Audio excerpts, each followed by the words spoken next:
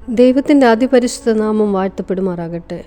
2025 ഈ പുതിയ വർഷത്തിൻ്റെ ആരംഭത്തിൽ എന്നെ കേൾക്കുന്ന എല്ലാവർക്കും എൻ്റെ ഹൃദയം നിറഞ്ഞ പുതുവത്സര ആശംസകൾ. തുടർന്നുള്ള ഓരോ ദിവസങ്ങളിലും ദൈവത്തിൻ്റെ കൃപയിലും അനുഗ്രഹത്തിലുമായിരിക്കാൻ ദൈവം നിങ്ങളെ ഓരോരുത്തരെയും സഹായിക്കുമാറാകട്ടെ. ഇന്നത്തെ വചന കേൾവിക്കായി അപ്പോസ്തലനായ പൗലോസ് റോമർക്ക് എഴുതിയ ലേഖനം 12-ാം അധ്യായം 2-ാം വാക്യം. റോമർ 12:2. ഈ ലോകത്തിന് അനുരൂപരാകാതെ നന്മയും പ്രസാദവും പൂർണ്ണതയുമുള്ള ദൈവഹിതം ഇന്നതെന്ന് തിരിച്ചറിയേണ്ടതിന് മനസ്സ് പുതുക്കി രൂപാന്തരപ്പെടുവീൻ. ഈ വാക്യത്തിൽ പൗലോസ് അപ്പോസ്തലൻ ഒരു വ്യക്തിയുടെ മനസ്സിനുണ്ടാകേണ്ട മാറ്റത്തിൻ്റെ പ്രാധാന്യത്തെക്കുറിച്ചാണ് പറഞ്ഞിരിക്കുന്നത്. ഈ ലോകത്തിന് അനുരൂപരാകാതെ ദൈവഹിതത്തിന് അനുരൂപരാകുക. ഓരോ ദിവസവും ഓരോ നിമിഷവും നാം ദൈവാനുരൂപമായി ജീവിക്കണമെന്നാണ് ദൈവം നമ്മെക്കുറിച്ച് ആഗ്രഹിക്കുന്നത്.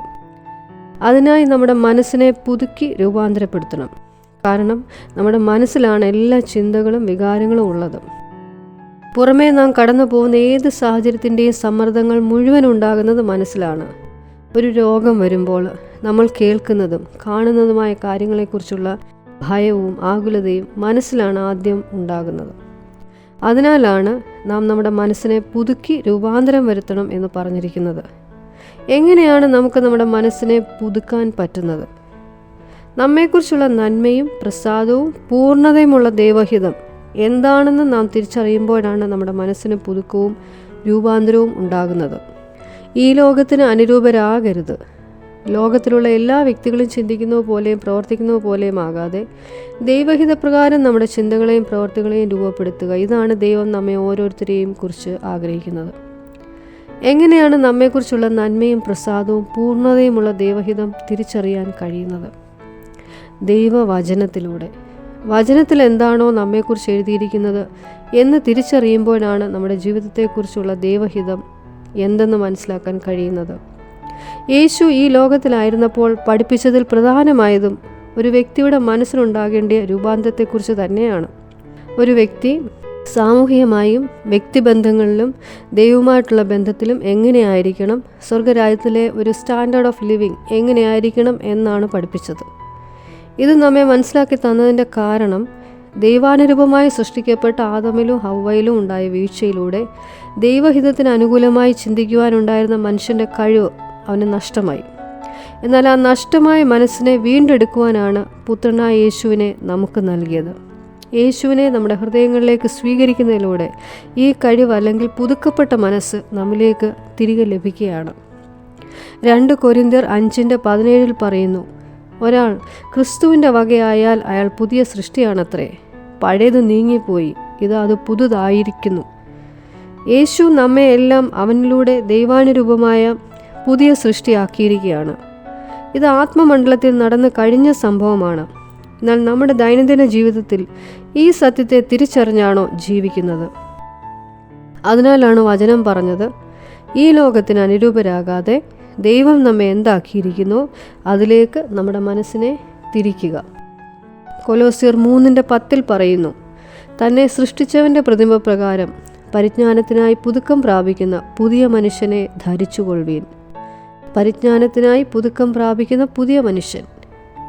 ദൈവവചനത്തിലുള്ള പരിജ്ഞാനത്താലാണ് ഒരു മനുഷ്യൻ്റെ ജീവിതം പുതുക്കം പ്രാപിക്കുന്നത്.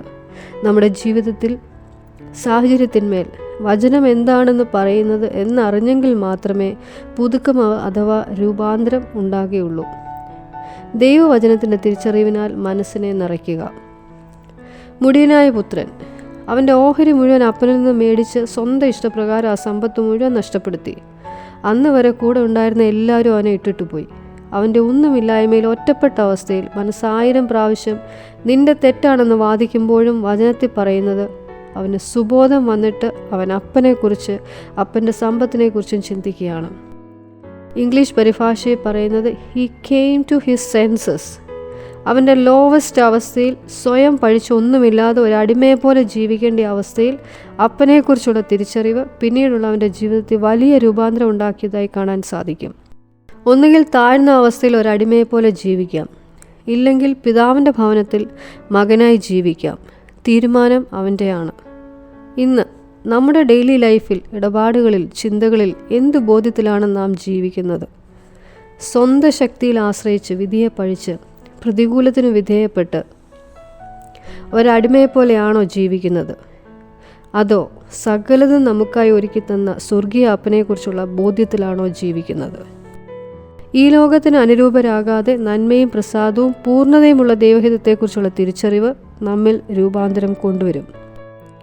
ജീവിതത്തിൽ തിന്മയായത് സംഭവിക്കുമ്പോൾ ലോകം നമ്മെ നോക്കി പറയും, ഇത് ദൈവത്തിൻ്റെ ശിക്ഷയാണ്, ഇത് അവൻ്റെ വിധിയാണ്, അല്ലെങ്കിൽ അവൻ്റെ പ്രവൃത്തി കാരണമാണ് ഇങ്ങനെ സംഭവിച്ചത്. എന്നാൽ ദൈവം നമ്മെ നോക്കി പറയുന്നത്, നീ എൻ്റെ സകല നന്മയിലുമാണ്, എൻ്റെ പ്രസാദത്തിലും എൻ്റെ പൂർണ്ണതയിലുമാണ് ആയിരിക്കുന്നത്. ഏത് സാഹചര്യത്തിലും നമ്മെ സ്നേഹിക്കുകയും നമ്മുടെ നന്മ മാത്രം ആഗ്രഹിക്കുകയും ചെയ്യുന്ന ഒരു ദൈവം. ഇരമ്യാവ് 29 അധ്യായം 11 വാക്യത്തിൽ പറയുന്നത്, നിങ്ങളെക്കുറിച്ചുള്ള എൻ്റെ പദ്ധതികൾ തിന്മയ്ക്കായിട്ടല്ല, മറിച്ച് നിങ്ങൾക്കൊരു ഭാവിയും ഒരു പ്രത്യാശയും നൽകാൻ തക്കവണ്ണം നന്മയ്ക്കായിട്ടാണ്. ദൈവസ്നേഹത്തെക്കുറിച്ചുള്ള സംശയങ്ങൾ മനസ്സിലുണ്ടാകുമ്പോൾ വചനം പറയുന്നത്, നിത്യസ്നേഹത്താൽ ഞാൻ നിന്നെ സ്നേഹിച്ചിരിക്കുകയാണ്, അപ്പനും അമ്മയും മറന്നാലും ഞാൻ നിന്നെ മറക്കില്ല, ഉപേക്ഷിക്കില്ല. ബലം ക്ഷയിക്കുമ്പോൾ ദൈവം പറയുന്നു, ചതഞ്ഞ ഓട ഞാൻ ഒടിച്ചു കളയുകയില്ല, ഞാൻ നിന്നെ ശക്തീകരിക്കുന്ന ദൈവം. വചനം പറയുന്നത്, പിശാചിനോടും അവൻ്റെ തന്ത്രത്തോടും എതിർത്ത് നിൽക്കുക. പിശാചിൻ്റെ ഏറ്റവും വലിയ തന്ത്രമാണ് ചെറിയൊരു നെഗറ്റീവ് ചിന്ത മനസ്സിൽ കൊണ്ടിട്ട് അത് ആവർത്തിച്ച് അത് തന്നെ ചിന്തിപ്പിച്ച് നമ്മുടെ മനസ്സിൻ്റെ സ്വസ്ഥത ഇല്ലാതാക്കുക. ഈ അവസരത്തിൽ കോൺഷ്യസായി നമ്മൾ തീരുമാനമെടുക്കണം, ഇത്തരത്തിലുള്ള ചിന്ത എൻ്റെ മനസ്സിനെ വാഴാൻ ഞാൻ അനുവദിക്കില്ല. ഇതിനെതിരായി വചനം പറയുക. ദൈവവചനം നമ്മുടെ ഉള്ളിലേക്ക് കയറിയാൽ പിശാചിടുന്ന ചിന്തകളും മുറിവുകളുമെല്ലാം ചിന്താമണ്ഡലത്തിൽ നിന്ന് തന്നെ മാറിപ്പോകും. ഏത് സാഹചര്യത്തിൻ്റെ നടുവിലും ദൈവത്തിലേക്കും അവൻ്റെ വചനത്തിലേക്കും നമ്മുടെ മനസ്സിനെ തിരിക്കുമ്പോൾ സകല ബുദ്ധിയെയും കവിയുന്ന ദൈവിക സമാധാനം നമ്മുടെ ഹൃദയങ്ങളിലും മനസ്സിലും വാഴും. യേശു മരുഭൂമിയിൽ പരീക്ഷിക്കപ്പെട്ടപ്പോൾ പിശാച് കാതിലോതിയതിന് വിധേയപ്പെട്ട് വിലപിക്കുകയല്ല ചെയ്തത്, പകരം ദൈവവചനത്താൽ അവൻ്റെ തന്ത്രത്തെ ജയിച്ചു. ഒന്നുകിൽ പിശാചിടുന്ന കള്ളത്തരങ്ങൾ മനസ്സിൽ താലോലിച്ച് നിരാശയിലും ആകുലതയിലും ജീവിക്കാം, ഇല്ലെങ്കിൽ ദൈവവചനത്താലുള്ള തിരിച്ചറിവിൽ പിശാചിനോട് എതിർത്ത് ഒരു ജയാളിയായി ജീവിക്കാം. തീരുമാനം നമ്മുടെ ഓരോരുത്തരുടെയുമാണ്. ഈ പുതിയ വർഷത്തിൽ ഈ ലോകം പറയുന്നതിന് അനുരൂപപ്പെടാതെ നമ്മെക്കുറിച്ചുള്ള ദൈവഹിതത്തിൻ്റെ പരിജ്ഞാനത്താൽ മനസ്സിനെ പുതുക്കി ദൈവിക സ്വസ്ഥതയിലും സമാധാനത്തിലും വാഴുന്ന രൂപാന്തരപ്പെട്ട ജീവിതം നയിക്കുവാൻ ദൈവം നിങ്ങളെ ഓരോരുത്തരെയും സഹായിക്കട്ടെ. ഈ പുതിയ വർഷത്തിൽ എല്ലാവർക്കും ദൈവത്തിൻ്റെ അനുഗ്രഹവും നന്മയിലും ആരോഗ്യത്തിലും ജീവിക്കുവാൻ ഇടയാകട്ടെ. ആമേൻ.